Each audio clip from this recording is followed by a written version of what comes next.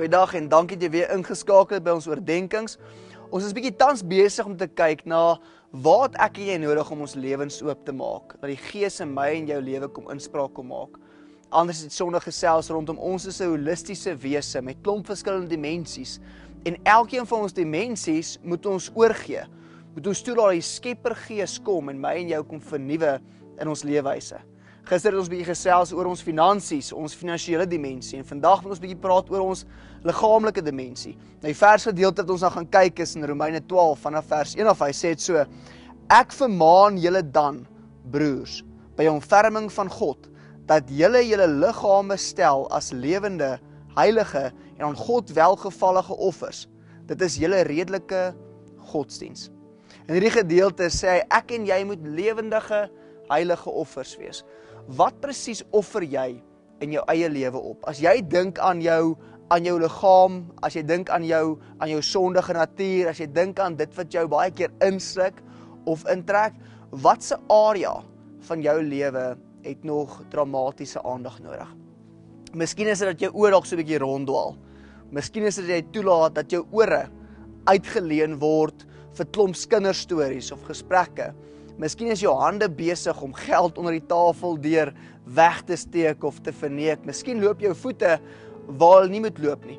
Hierdie gaan nie net oor sonde nie, maar hierdie gaan ook oor gehoorsaamheid aan God. Op die einde van die dag, alle sondes is ongehoorsaamheid aan God. En wanneer ek en jy inkom by 'n spasie waar ons begin gehoorsaam raak aan God, dan kom ons nader aan sy wil vir ons lewens.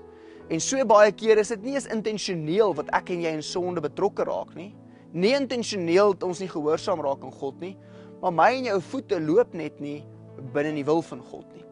So ek en jy het nodig om dalk miskien by 'n plek uit te kom en ons begin vra, maar wat 'n liggaamsdeel in ons lewe is nog nie binne in die wil van God nie. Jy sien, jy kan God nie dien sonder jou liggaam nie.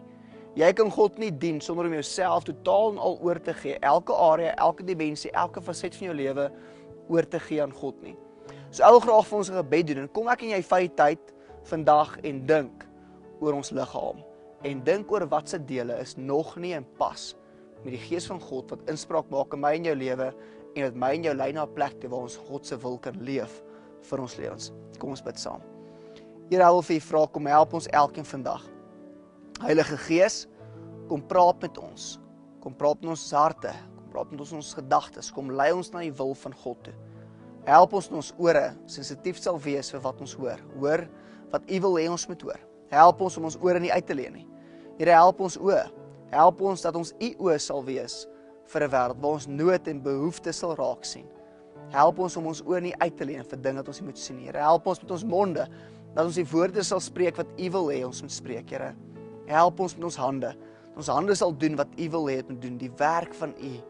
Here, help ons met ons voete. Ons voete sal loop waar U wil hê dit moet gaan. Here, help ons hele liggaam dat ons totaal en al sal oorgee vir U wil vir ons lewens. In Jesus naam bid ons dit. Amen. So kom ek en jy leef 'n lewe waar ek en jy die hande, die voete, die oë, die ore, elke liggaamsdeel, die liggaamsdele van Christus sal wees vir 'n gebroke en 'n stikkende wêreld. Lekker dag, sien jou môre.